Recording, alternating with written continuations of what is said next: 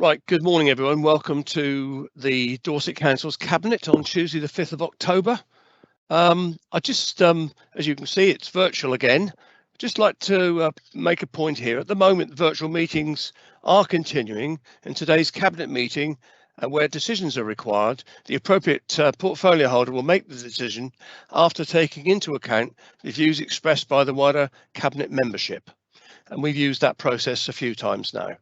The roll call: Peter Wharf, who's Vice Chairman, Ray Bryan, Graham Carr-Jones, Tony Ferrari, Jill Haynes, Laura Miller, Andrew Parry, Gary Suttle and David Walsh. And officers attending in attendance today: Matt Prosser, who's the Chief Exec, Aidan Dunn, Executive Director and Section 151 Officer, John Selgren, Executive Director Place, Teresa Levy, Executive Director Children, Vivian Broadhurst, Executive Director Adults, Jonathan Mayer, Corporate Director and Monitoring Officer, David McIntosh, Corporate Director HR and OD, Kate Critcher, who is our Senior Democratic Services Officer, and producing today is Pauline Weld and Hayley Caves. Apologies for absence, Kate. I'm pretty sure we haven't got any today. That's correct, Chairman. No apologies. Thank you. Declarations of interest. As usual, I don't know that there are any, but if anything crops up, you feel you ought to have made a declaration, just let me know. So we're going to go into public participation, and we've got a number of questions. We've got 6 questions today, actually, on one particular topic, which is the issues around the ambulance car in Swanage, and I'm going to ask Matt Prosser to deal with the questions. And Matt, would you like to take this over at this point? Thank you very much indeed, Chairman. So as you've just rightly pointed out, we've had 5 representations from members of the public and also the Town Council on behalf of the residents of Swanage, specifically focused on the issues related to the Swanage Rapid Response Car. And I believe that a request has been made by Councillor Suttle to the portfolio holder for adult social care and health that a task and finish group be set up. It may be helpful if I set out clearly the role of Dorset Council in this process before we turn to the public questions. These will, of course, all be published, but we'll not read the total detail at this point, simply the questions that I believe the portfolio holder will respond to, but that the subject of the task and finish group, subject to the task and finish group being agreed, they will be part of the evidence for that group to consider. So firstly, can I point out that Dorset Council is not the decision maker here. That is for the Dorset Clinical Commissioning Group, known as the CCG, who commissioned the service from the South West Ambulance Service, or SWAST.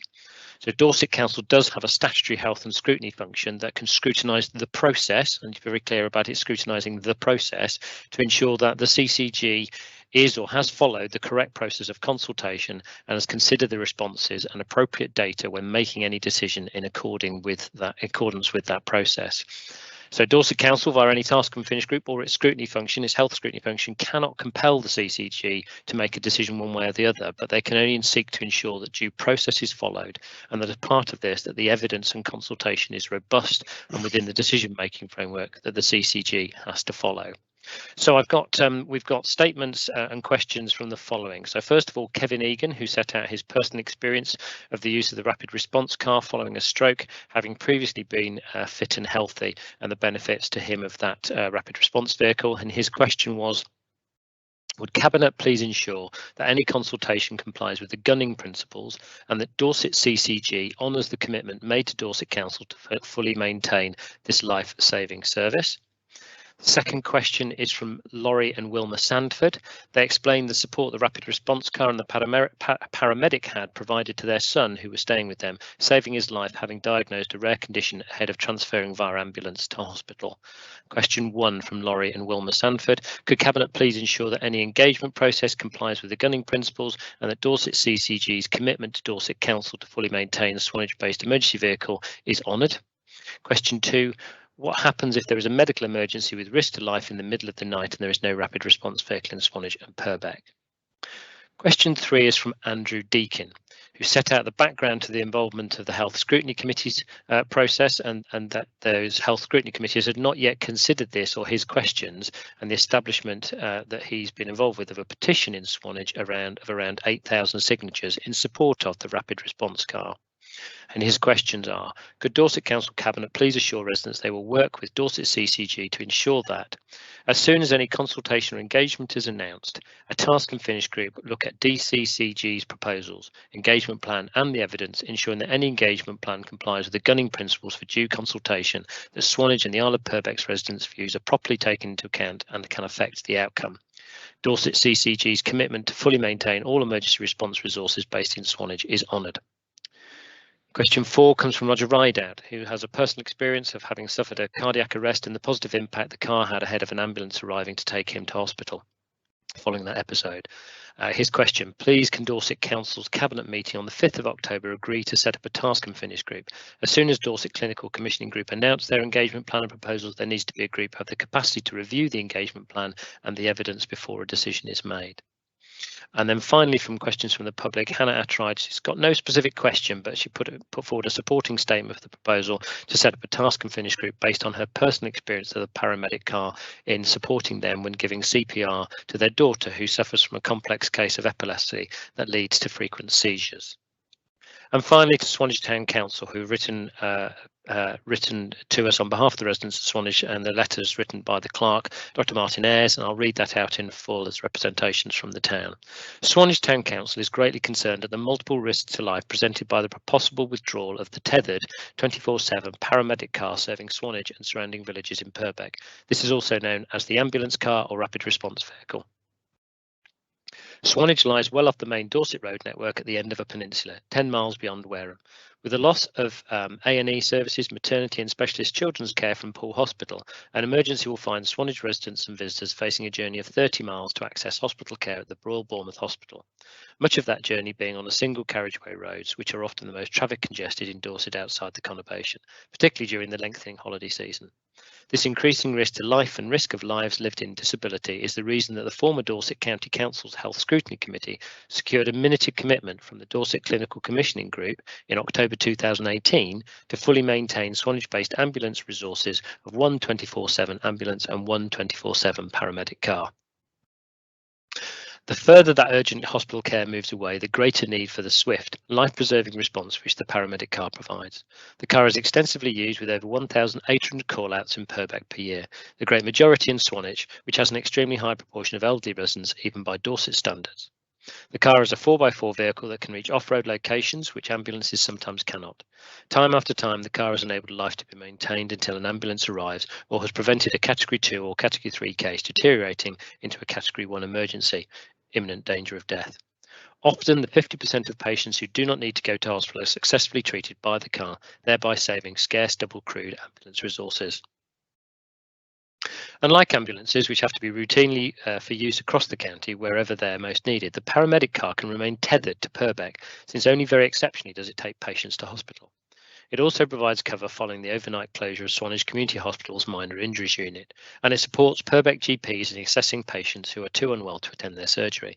This tethering means the car is nearly always available and very likely to be the first on the scene in an emergency, usually within minutes.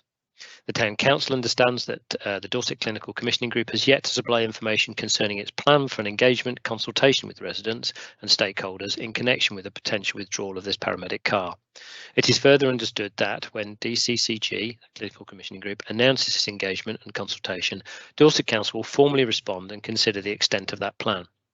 There is, however, much concern that once such a plan is announced, events will move very rapidly, such that the Dorset Council Cabinet and Committee meeting timetable may not facilitate a comprehensive and timely response. There is also some doubt about whether DCCG understands an engagement to be what a local authority would normally consider a proper consultation.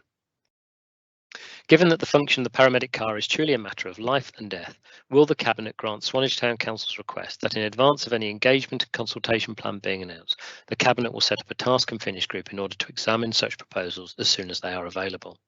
This would not only ensure the task and finish group had sufficient time to consider the plan, but the group could also examine the relevant qualitative and quantitative data in order to inform Dorset Council's response to the DCCG.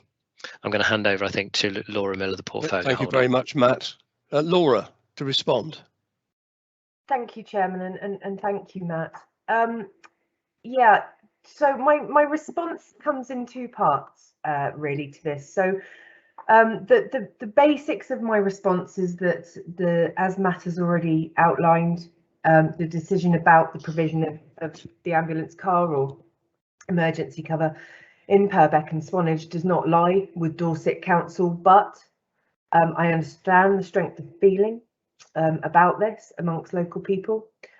We will, in response to Councillor Gary Suttle and many of the people who have asked the questions, requests, be setting up a task and finish group to respond formally to the CCG's consultation. That is a commitment that I'm very, very happy to give. I would like to say that sometimes when a lot of people write in and a campaign gathers momentum, that sometimes our responses can be seen to just simply outline our position and simply outline, you know, what we're going to do. There is to be a consultation. We will respond. We will set up a task and finish group. But as somebody who has lived all my life very rurally in Purbeck, there have been times where I have really needed such provision, particularly, you know, 8 years ago when my daughter was very, very ill with leukemia, and we had blue lights coming to our house much more regularly than anybody would have wanted. So I share that with you, Cabinet, to reassure the residents of Swanage and Purbeck that these incredibly moving stories that people have taken the time to share with us are heard. We hear you. So really, all I can say is we will set up that group. We will respond to the CCG, and you have been heard. Thank you, Chair. Thank you very much, Laura, and thank you, Matt, and everyone else who's put the questions to us this morning. I'll move on now to a question from Jane Ashdown. I'll ask Jonathan Mayer to read the question, please. Thank you, Leader. This is a question from Jane Ashdown. In April of this year, Dorset Council secured funding from the Ministry of Housing, Communities and Local Government to create a county-wide list of local heritage assets with a view to promoting and protecting local heritage, including monuments and landscapes. In response to a question that I posed to Councillor Walsh at the April 15th, 2021 Council meeting regarding the implementation of this project, it was anticipated that there would be a launch in May of this year, followed by an online survey to gather initial views, with the nominations process taking place in the summer. As a Dorchester resident, I'm especially interested in protecting the valued landscapes of archaeological, cultural and environmental significance around the county town, but have yet to learn of any outreach to the public about the Heritage List campaign as a result of this funding. What is the current status of the local Heritage List campaign? Thank you very much, Jonathan. I'll ask David Walsh to respond, please. Thank you, Leader, and thank you, Jane Ashdown, for your question. Dorset Council and BCP Council have appointed land use consultants to manage the local heritage list campaign, which will enable communities of all ages and backgrounds across Dorset to nominate locally important buildings, sites, monuments and features to be included on the new local heritage list. The project has been funded by a grant of £70,000 from the Department for Levelling Up, Housing and Communities. The local heritage list will provide a free publicly accessible record of non-designated heritage assets whose conservation will then be material considerations in planning decisions. The campaign will provide a baseline local heritage list for each authority and will be regularly updated with new additions into the future, with the records of all assets being added in Dorset's historic environment record. Later this autumn, a public call for nominations will be announced on the Dorset Council and BCP Council websites and through other media channels, along with guidance on the criteria for assessment. These will be guided by Historic England's standard criteria for local listings, but opportunities will be taken to identify local criteria that are specific to Dorset's wide range of communities and heritage. Thank you, Leader. Thank you very much, David. And we've now got two questions from Peter Bowyer, who represents CPRE, and we'll take them separately. Jonathan. Thank you, Leader. First question from Peter Bowyer. On 22nd of June 2021, Councillor Philip Broadhead, Portfolio Lead for Regeneration, Economy and Strategic Planning for BCP Council, supported the following statement and motion. In August 2020, the government proposed reforms to the current standard method formula used to determine housing demand in each local authority.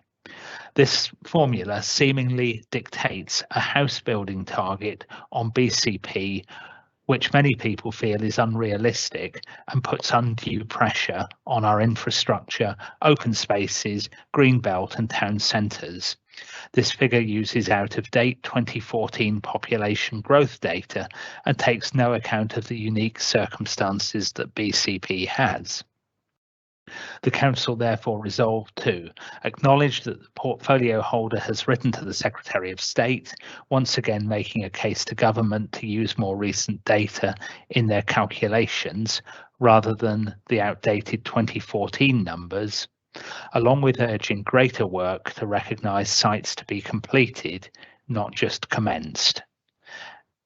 And then the second part of that resolution, to ask planning officers to continue to proceed with haste with the strategic housing market needs assessment to enable our work with other neighbouring authorities in a timely manner to fulfil unmet needs.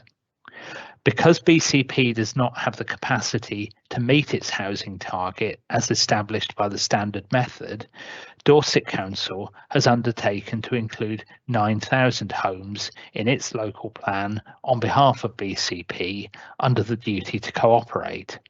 However, BCP is challenging its housing target on the grounds that the standard method is based on out-of-date data, with their letter to the Secretary of State, and also asking its planning officers to proceed with haste with the strategic housing market needs assessment, which could substantially change the number of homes BCP cannot accommodate. Please could the portfolio lead explain why he is not taking similar measures as his counterpart in BCP Council? Thank you very much, Jonathan. I'll ask David to respond, please. Thank you, Leader. And thank you, Peter Bowyer, Chair of Trustees for the CPRE, for giving me the opportunity to answer that point. The standard method, using the 2014 household projections and the latest affordability ratios, is the government's preferred approach for calculating the minimum local housing need for each local planning authority. Taken nationally, this approach seeks to deliver the government's strategic stated target of 300,000 new homes per annum. A departure from the standard method is only acceptable where exceptional circumstances justify an alternative that reflects current and future demographic trends and market signals. Although BCP are indicating that exceptional circumstances exist for the BCP area, the same is not true for Dorset Council. Using more recently released housing projections gives a housing figure very similar to when the 2014 projections are used, and very similar again to the approach that informed housing targets for the former district's emerging local plans. Thank you, Leader. Thank you, David. And Jonathan, perhaps the second question from Peter Bowyer, please. Thank you, Leader.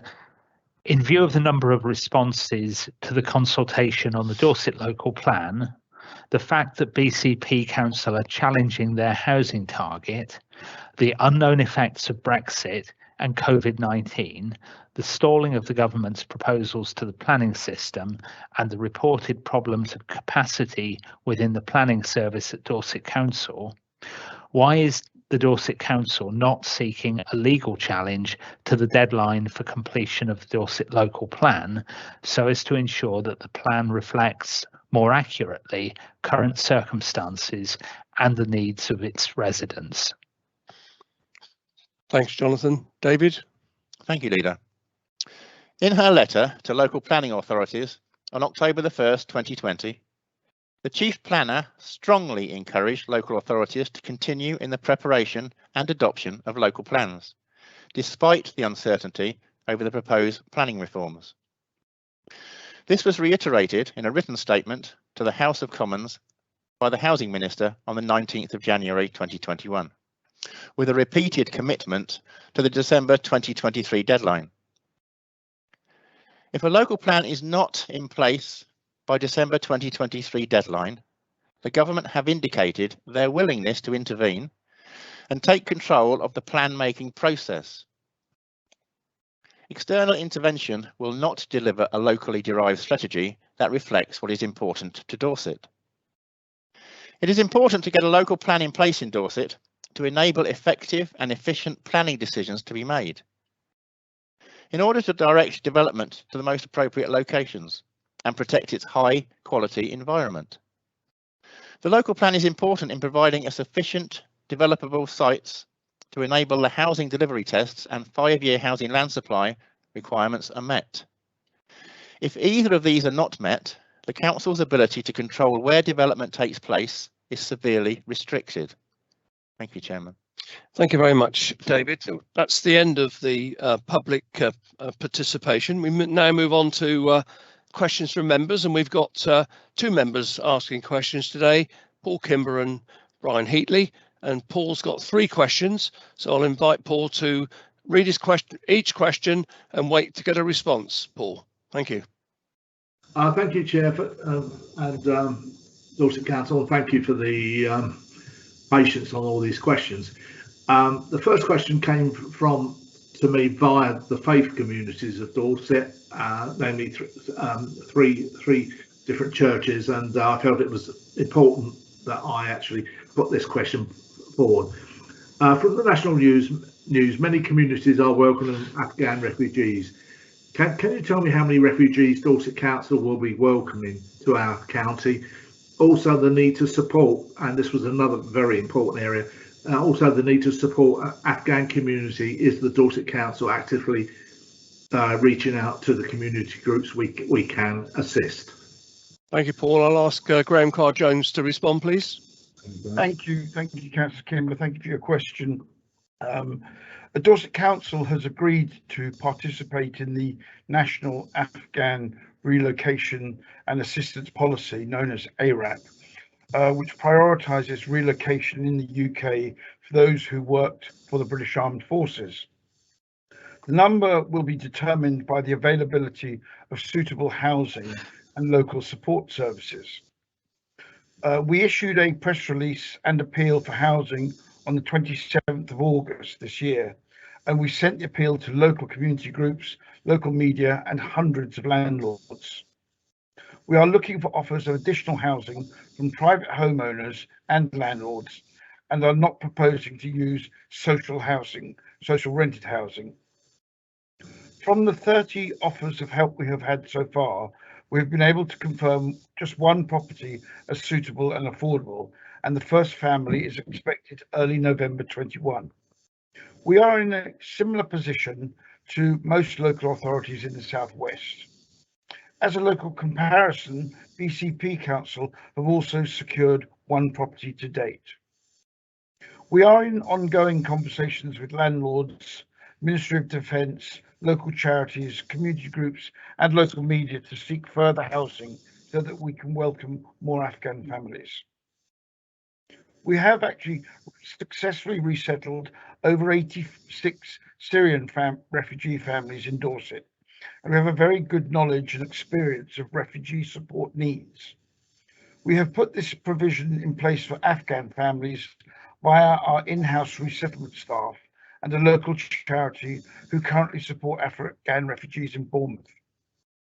We have contacted all the local community groups across Dorset already involved with the Syrian community to explain our plans and priority need for housing.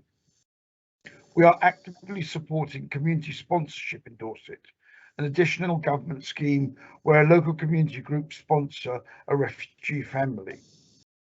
We have approved 2 groups so far, and a 3rd is at an early stage of Home Office application process.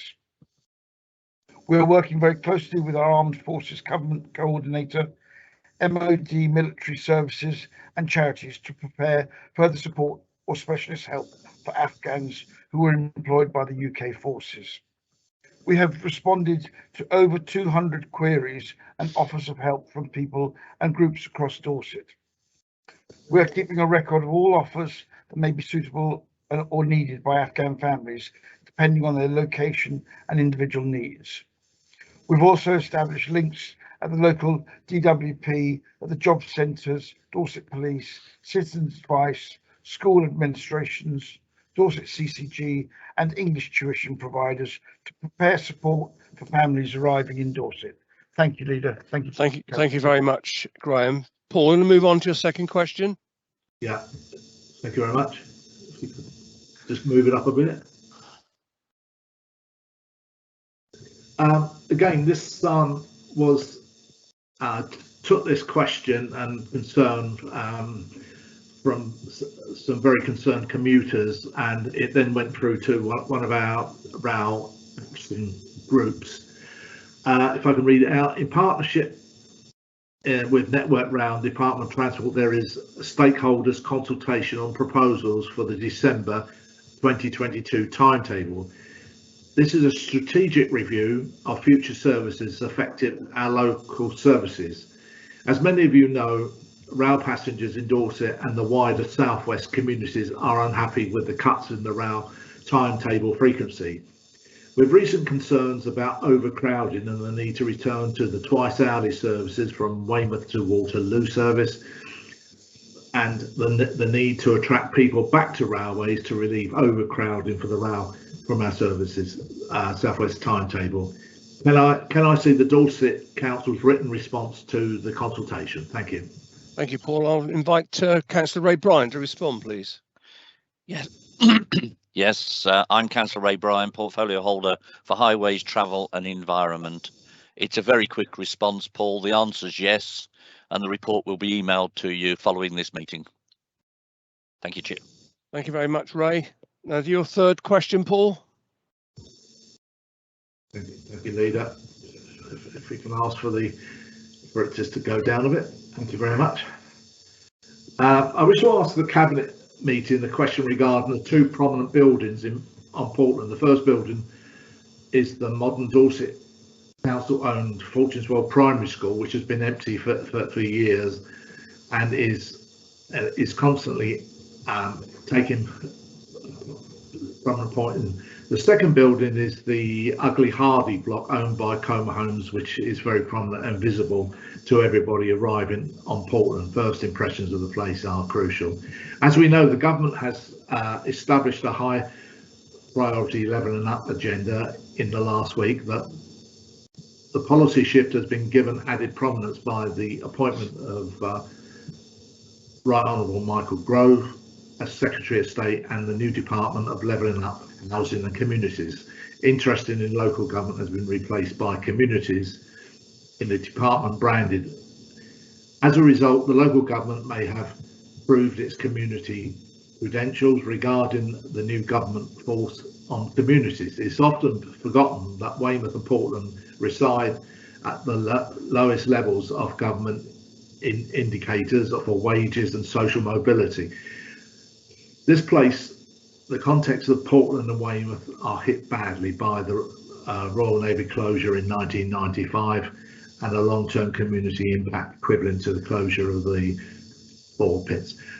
I have put forward an outlined strategy for using empty Fortuneswell Primary School as an easy out of the business startup centre. The location, classroom and hall cites the layout and suits this and fits well with the levelling up and the community's agenda.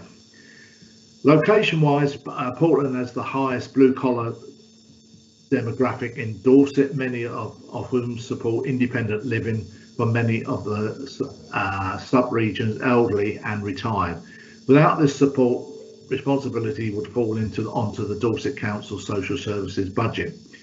The Hardy block has a variety of conversion options, and one would Portland blue collar sorry, I've missed on.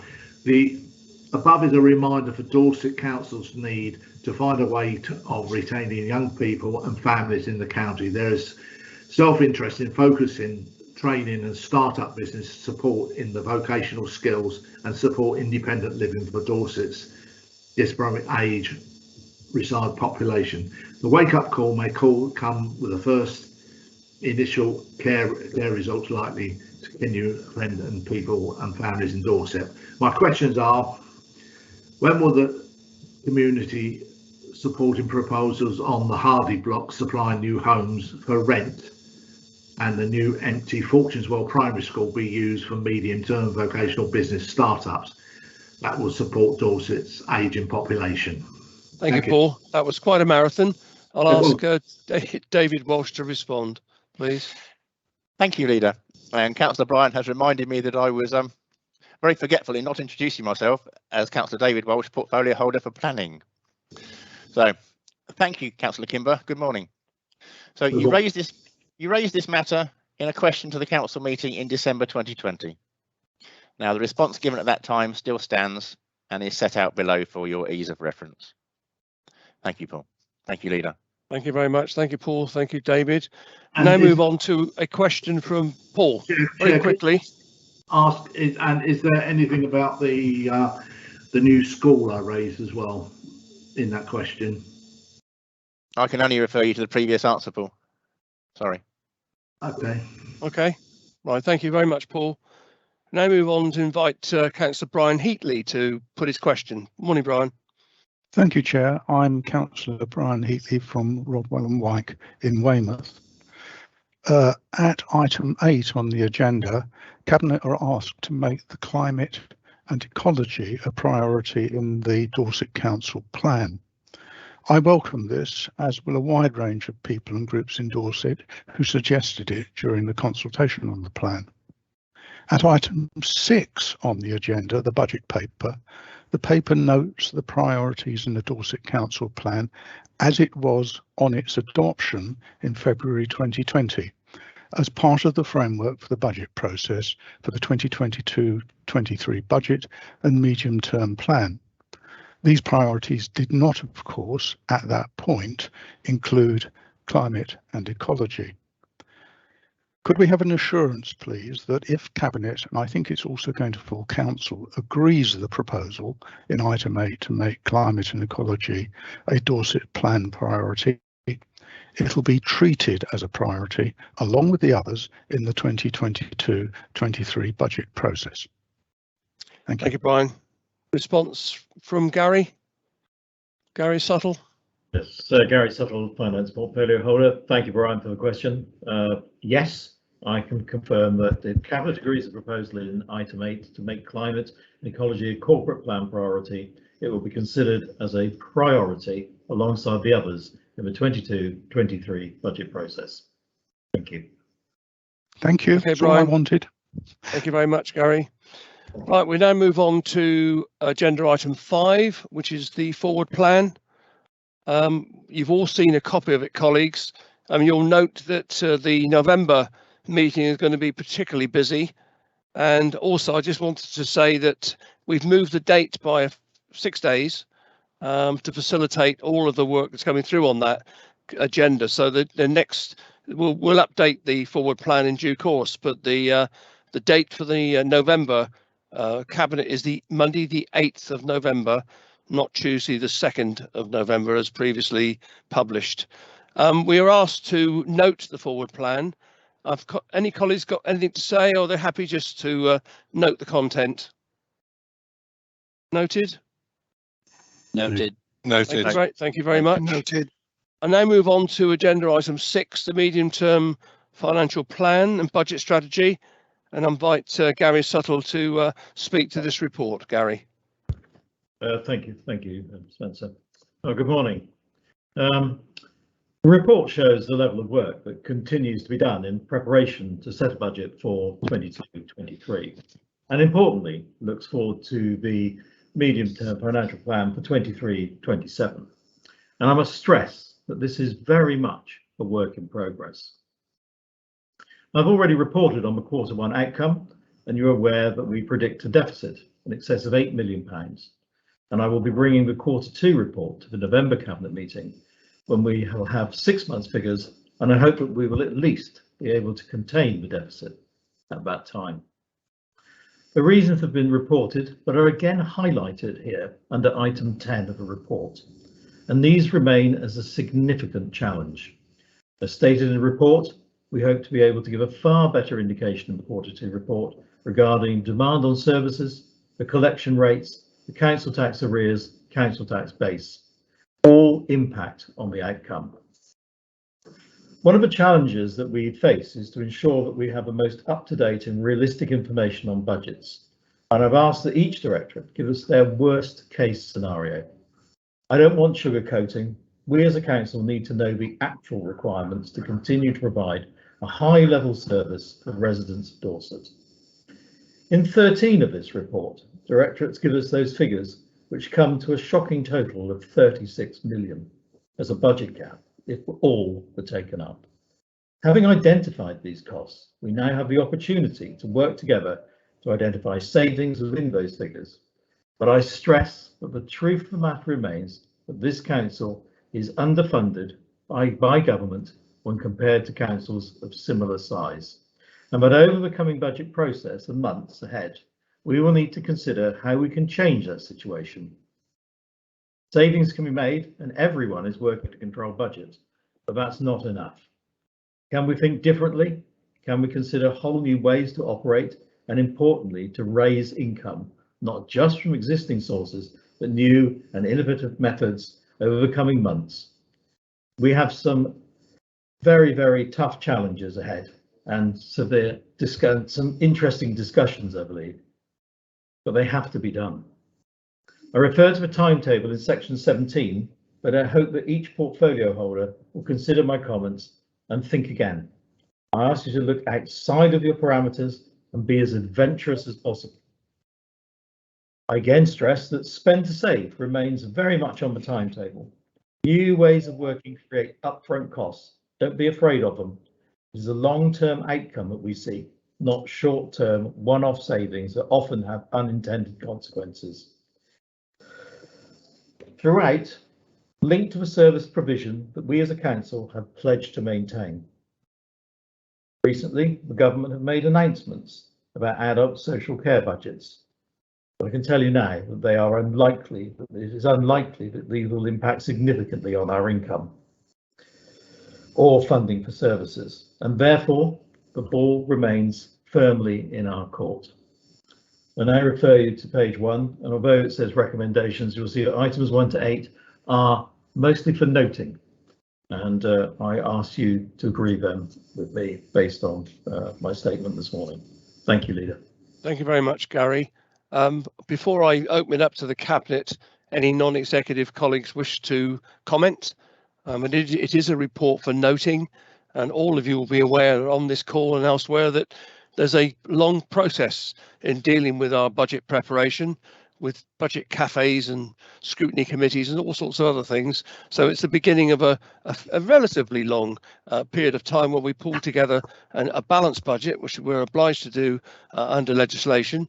But I'm not seeing any hands, any requests to speak in the chat bar.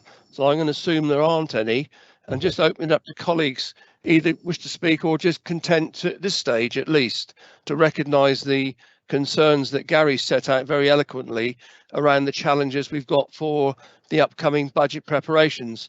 So if I don't hear anything, colleagues, can we note this report, please? Noted. I got a request from Shane Bartlett. I will let Shane come in, but I think the colleagues have noted it. So Shane. Apologies, Leader. I was struggling with the IT here to send that in time. Obviously, it's a disappointing set of figures. In some regards, it's not unexpected with the last 18 months that the council has had to endure with the rest of the country. But obviously, in terms of scrutinising of this, could I ask that I have a regular update from the Section 151 officer coming before the Place and Resources Scrutiny Committee, please, so we can actually keep abreast of this, because this was really disappointing to see these budget figures. Matt, do you want to come in? Chairman, I was just going to say, obviously, as set out in the process, there'll be a full papers and a full scrutiny process that goes through that. So absolutely, that'll be coming through to Shane's Scrutiny Committee through the process. Yeah, I think you're right. I think it's fundamental in the approach we're taking with our budget setting this year, as we did last year, but even more so, I think, this year. Okay, Shane, thank you very much for your question. Thank you. Right, colleagues, you have noted this report, so I'm going to move on now to agenda item 7, the LGA Finance Peer Challenge Report and the action plan, and ask Gary to comment, please. Thank you, Spencer. Right.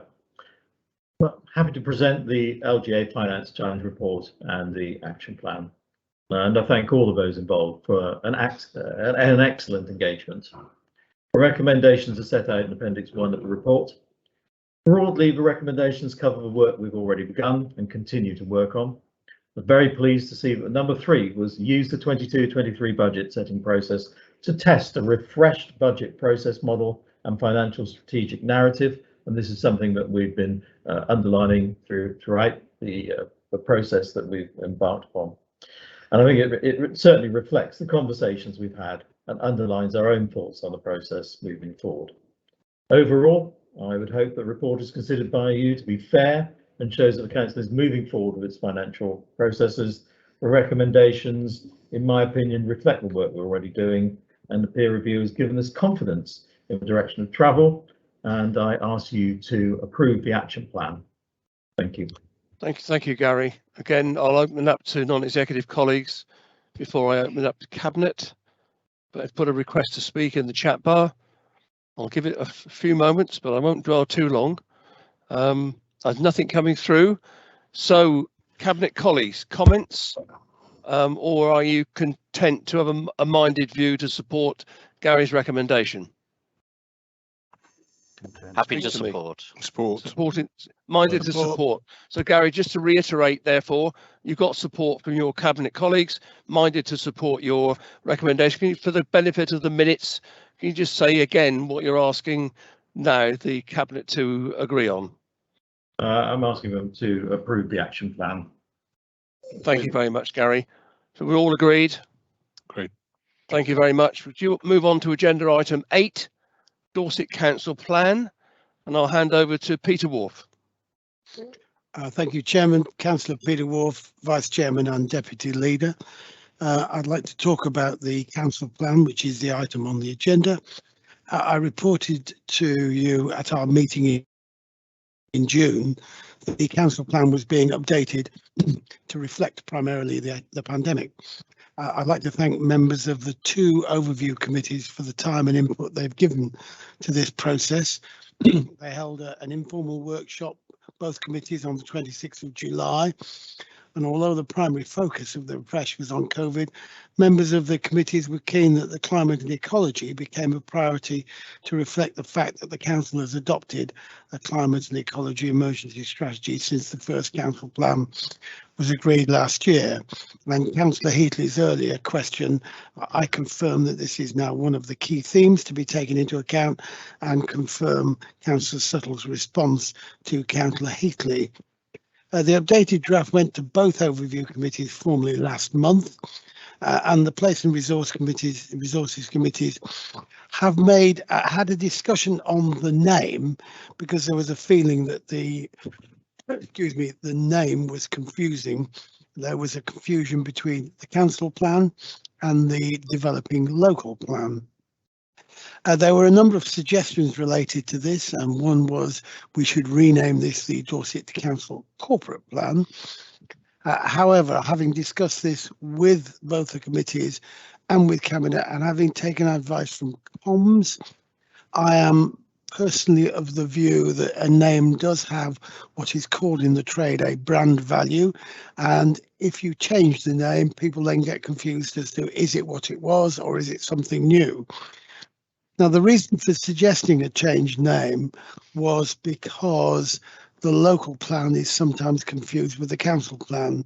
And my discussions with comms led me to the view that actually we should spend effort trying to distinguish the council plan from the local plan rather than change the name. So the recommendations I have for Cabinet, sorry, I'm just scrolling down, are that we take this forward and we make a number of minor changes As a result of the committees, we've made a number of minor changes to the introduction. We've included reference to the size and scale of Dorset Council, and we've reflected the change by including the Council's climate and ecology as a particular item in its own right for consideration. And we have made a number of small changes to the various priorities, and they are highlighted on the report.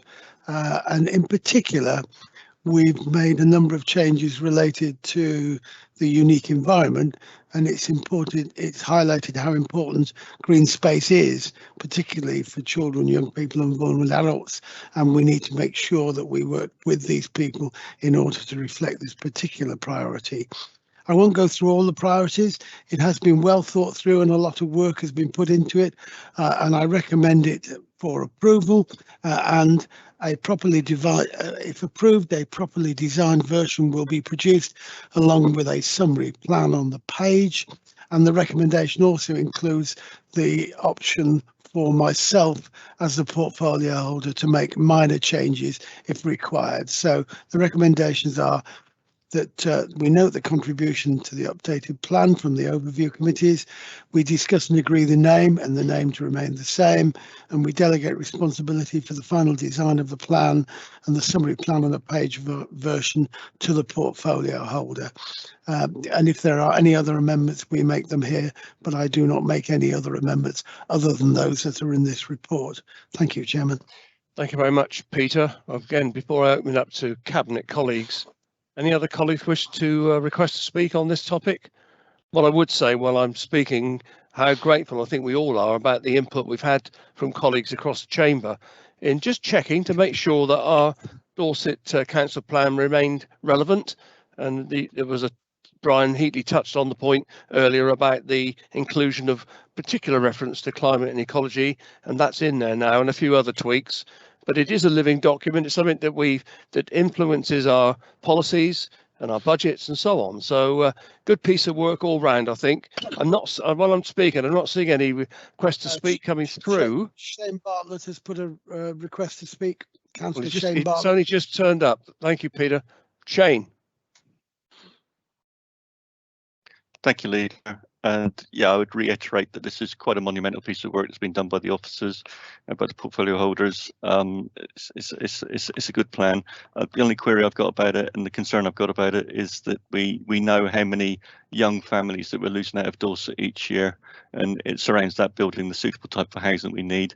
And can I just have an assurance that we're going to make that really strong within the document to ensure that we're delivering that type of housing for our young families, to enable them to stay in Dorset, because that is our big problem. And as we know, which is going to be part of the problem that we got with the budget of this county, is the fact that the demographic of the population in Dorset is sliding ever more to a retirement county, and we're not retaining those young people. And it's intrinsically important going forward, I believe, that we make sure that we have got that suitable housing. I just like to make sure that that is a strong message coming through in this document, please. Thank you, Shane. Peter. I received the strong message from Councillor Bartlett, with which I agree. I certainly can't guarantee to resolve the housing situation, which is, as you know, extremely difficult, and as a result of market forces, most of which are beyond our control. We're doing our best, and Councillor Graham Carr-Jones is doing a huge amount of work in this area.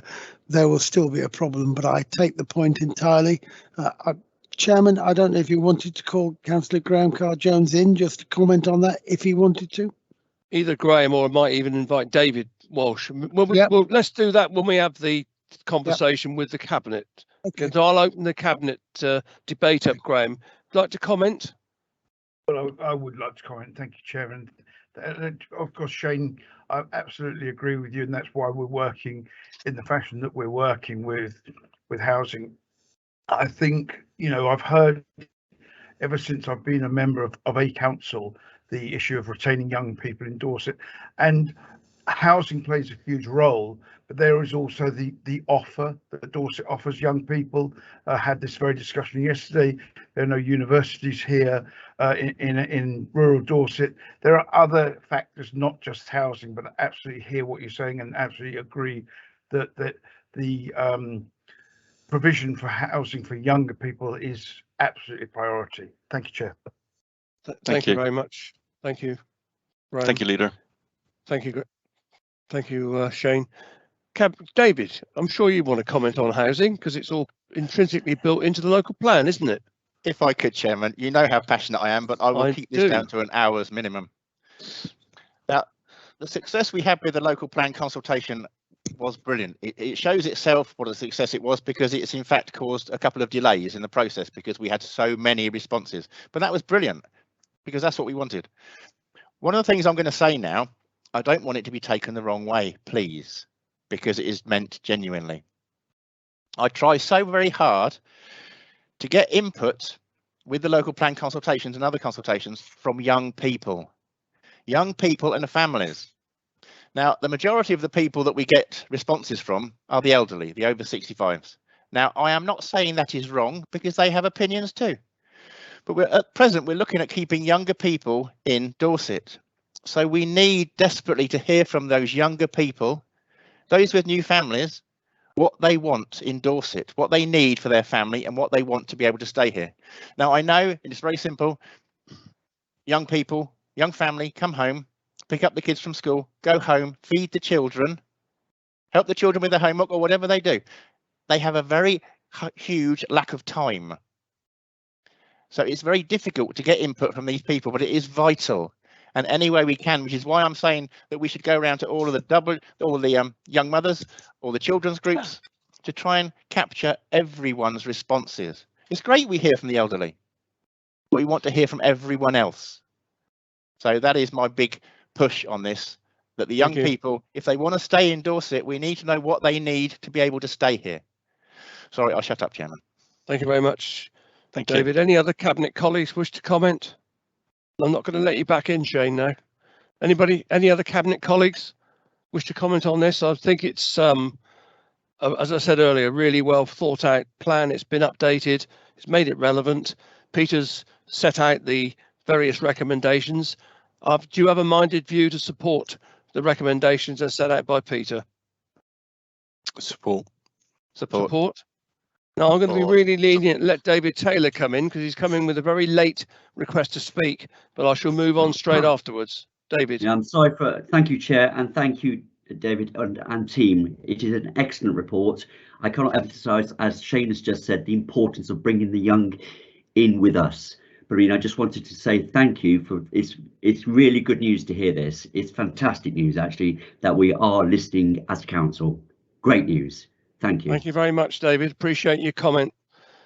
So, Cabinet colleagues, I think I've heard you say you're minded to support Peter, but I'll hear it again. Support. So, Peter, you've got a support from Cabinet colleagues. I don't expect you to read out all the recommendations, other than you just to reiterate they are as set out in the report. Thank you, Chair. Yes, I reiterate, I thank the overview committees for their contribution and the changes that they've suggested, most of which I've taken forward. Yeah. The name of the plan will remain as it is, and there is a delegation of responsibility for the final design of the plan and the summary plan on a page. And I thank members for being actually really supportive and contributing to this. It's been a really good exercise, and we will review it again in a couple of years' time. Thank you, Chair. Thanks very much, Peter.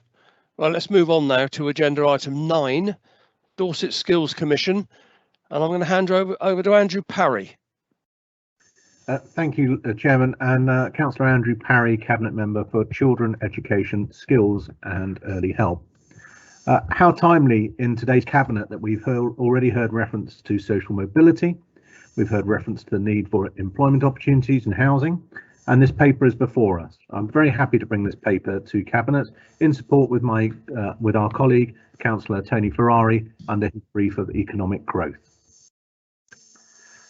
The purpose behind the Skills Commission is really to meet our future needs.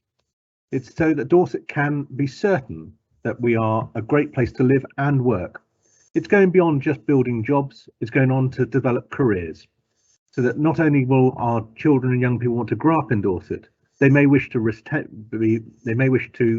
remain here and develop careers that meet their skills and their aspirations. The paper itself does cut across many areas of council business, hence it doesn't just sit inside one directorate, as is the right thing to do. Because we know that the skills debate and the need to develop skills for the future is something that is of so much importance to Dorset Council that it affects our working practices, and those are the businesses that we hope that we rely on currently and those that we hope to attract in the future. I'm very grateful to John Selgren, who, as the principal director behind the paper, has given considerable time and effort to work with myself and Councillor Ferrari and others in order to bring this together. Because actually it goes beyond Dorset Council as well. This is working in partnership with BCP Council. And we do understand that much of the educational facility of the county, particularly in the areas of Bournemouth University, do of course lie inside the BCP area. I'm very happy to take any questions on this paper. As you will see, that the financial implications are, I would say, relatively modest, but of course the aspirational importance of this paper is of great value to this council and every resident across Dorset, setting the tone for the future. Thank you very much, Andrew, and well said. Before I open it up to Cabinet, I've got a couple of colleagues requesting to speak. First one is Brian Heatley. Brian.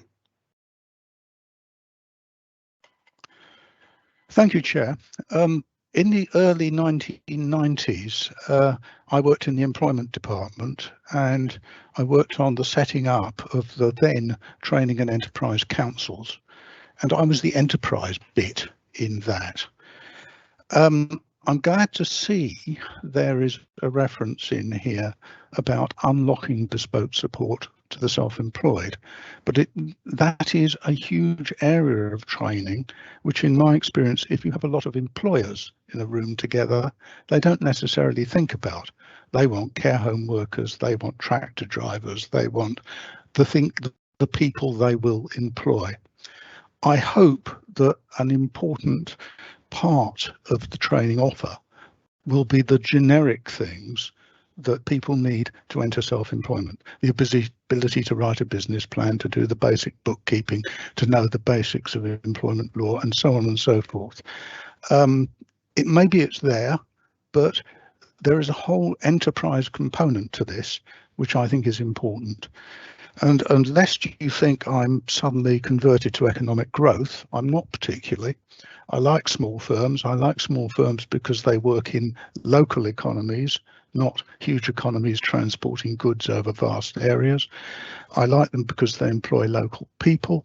I like them because they are more accountable for their local environment. So there are good environmental reasons for being particularly keen on small firms. So I hope there will be some emphasis on self-employment in all this. Thank you.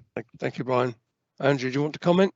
Just very briefly, and I did raise a slight wry smile when Councillor Heatley referred to the early 90s, because of course in the early 90s, and with no disrespect to Councillor Heatley, I was a student at the then Arts Boys School in Dorchester. But the point I would make to him about when I reflect back at that point in time was that I had discussions with my head of year and others about courses that were not available to me. And yet I knew that I had an interest and a passion for them. And there was a sense of frustration that if I wanted to follow those paths, and it then happened in my working life thereafter, I would have to seek employment outside of the county of Dorset. And I think actually if we can do more to address the educational curriculum and any shortcomings that may be in that, and that skills development. And I quite agree with actually the point that Councillor Heatley makes in respect for small firms and the self-employed. Of course, we should seek those aspirations as well for everyone. So I take on board everything that's been said there. I do hope that we'll be able to see some of that reflected in the Commission's report. Thank you very much for that, Andrew. I've got a couple of other colleagues wishing to speak. Carol Jones. Thank you very much. I was at a town centre business meeting this morning, and there is not one single company that was there that is not looking for staff. Everybody is desperate for staff. But it came up we were talking about apprenticeships, and some of the smaller companies are finding the gateway just absolutely impossible to navigate. And I mean, one small business has had to register for VAT despite not being near the threshold. for having to do so, because it was the only way she could actually help to grow her company and take somebody on. And I'm just wondering if there's anything we can do as a council to bring pressure to bear to make this an easier process and to really sort of hit the apprenticeship market hard. Can we do anything? Thank you. Thank you.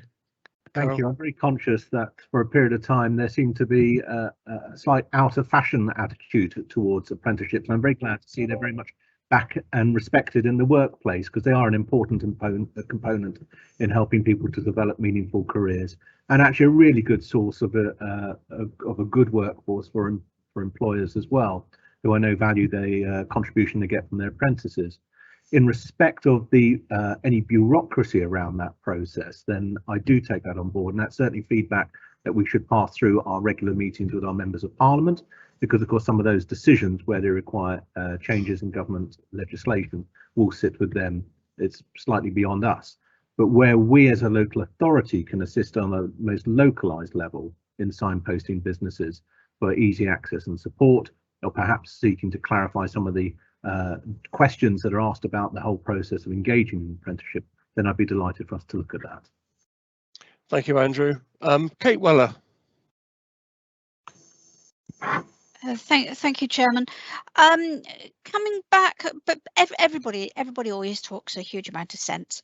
But coming back on the self-employment, I know it's a great mantra. Let's get people working for themselves. And indeed, as someone who did work for myself, it's a nice way to be. But it doesn't suit everyone, and we do have to look at those apprenticeships. I congratulate Dorset Council on having some young people in apprenticeships now. I think that's great, and I think we should be looking to do that more and more ourselves and set that example.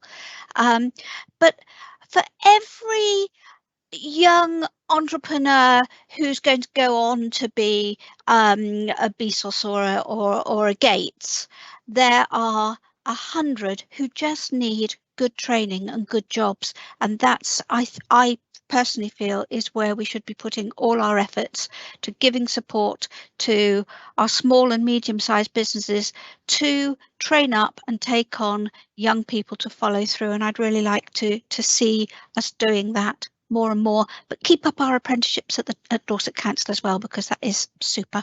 Thank you very much, Chair. Thank you very much for that, Kate. There is a question in the chat bar from Beryl about how many apprentices we've got in Dorset Council. I think Matt Prosser might be able to help to answer that one. Matt?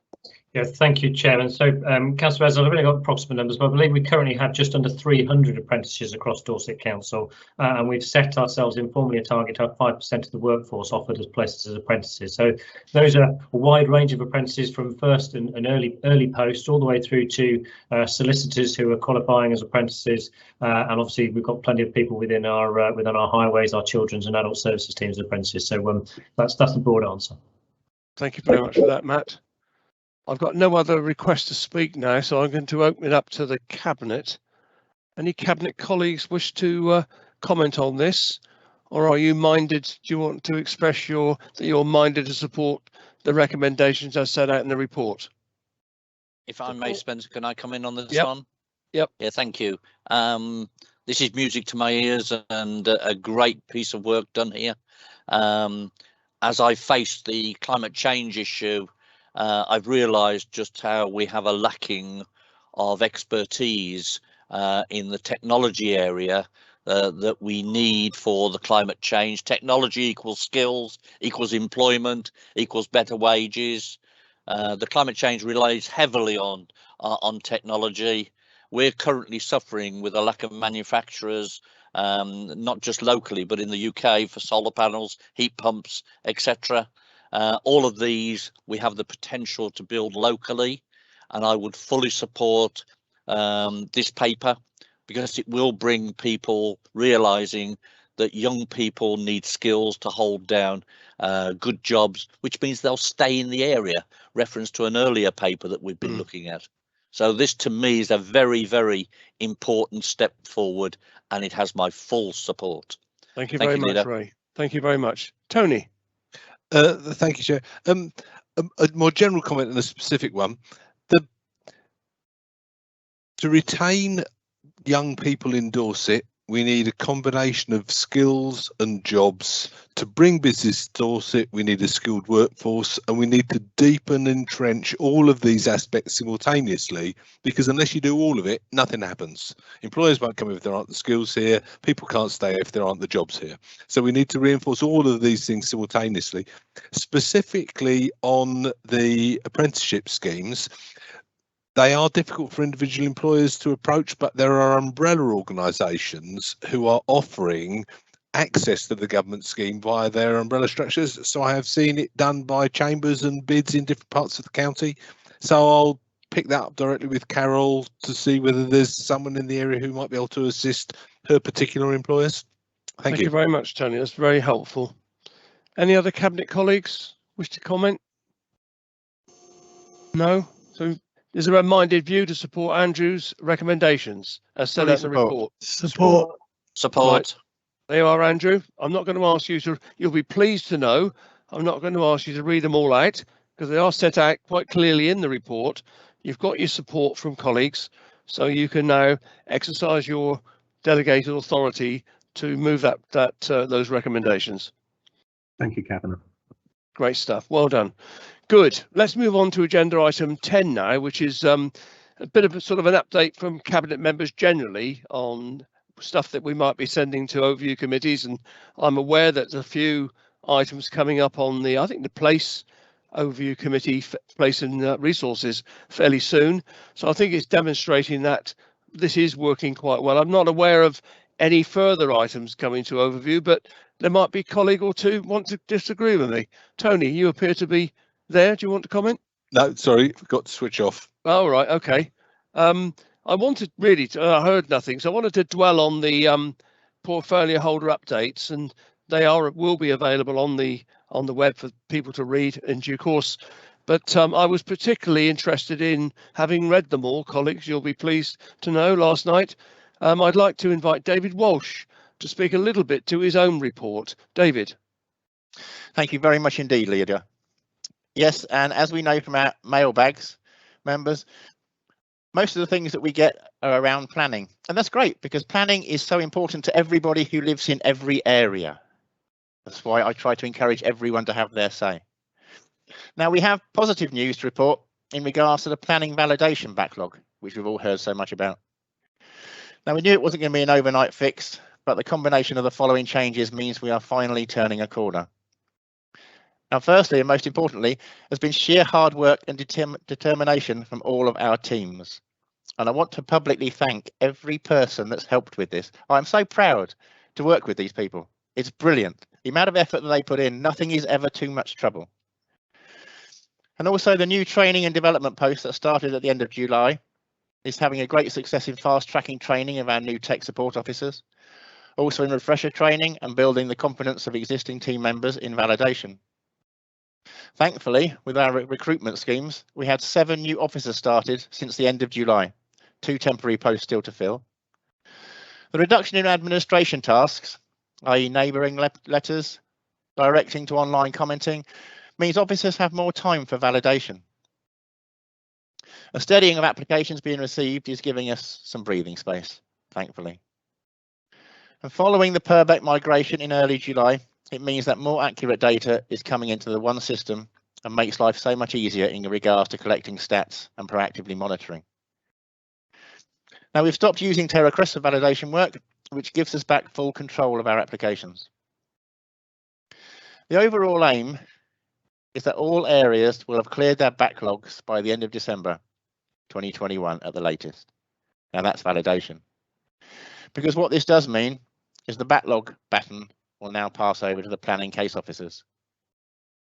Bear in mind that this transformation was to be over the 3-year period, and we're only in year 2. But we have a number of measures in place to help the planning team deal with increased caseloads as the validation backlog is cleared.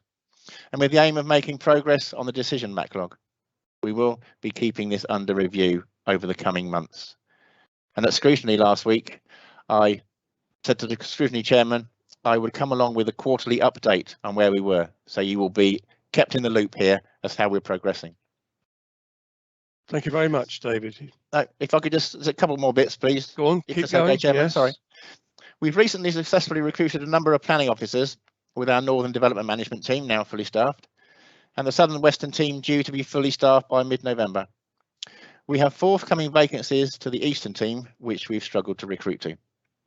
The teams are currently being supported by additional temporary resources, agency planners and TerraQuest, to assist in clearing backlogs.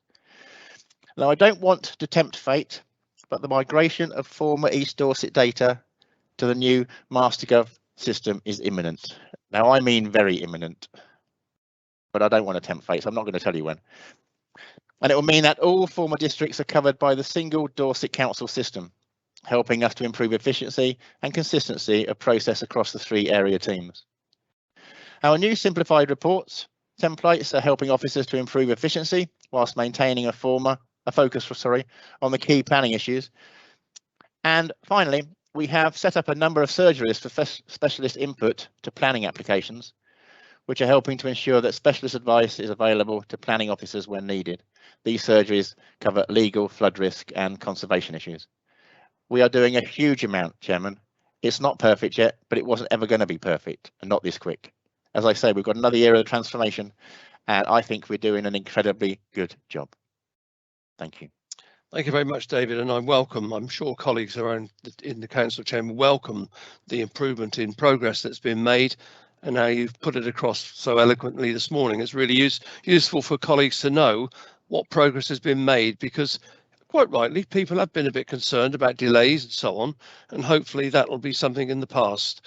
Right, I've got no other, I don't intend to dwell on this particular item any further, but as I say, colleagues and the public can have a look at these reports. They will be published after the meeting. So we move on to agenda item 11, Climate and Ecological Emergency Executive Advisory Panel update. Ray, anything to add at this moment in time?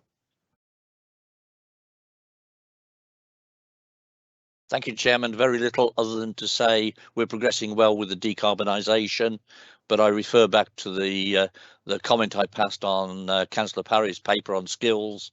We are struggling to get components, and it seems farcical that we're having to go to other countries to buy components for what is an essential part of climate change, and it's something I intend to take up with various people on this. But things are going quite well. We've still got a lot of work to do.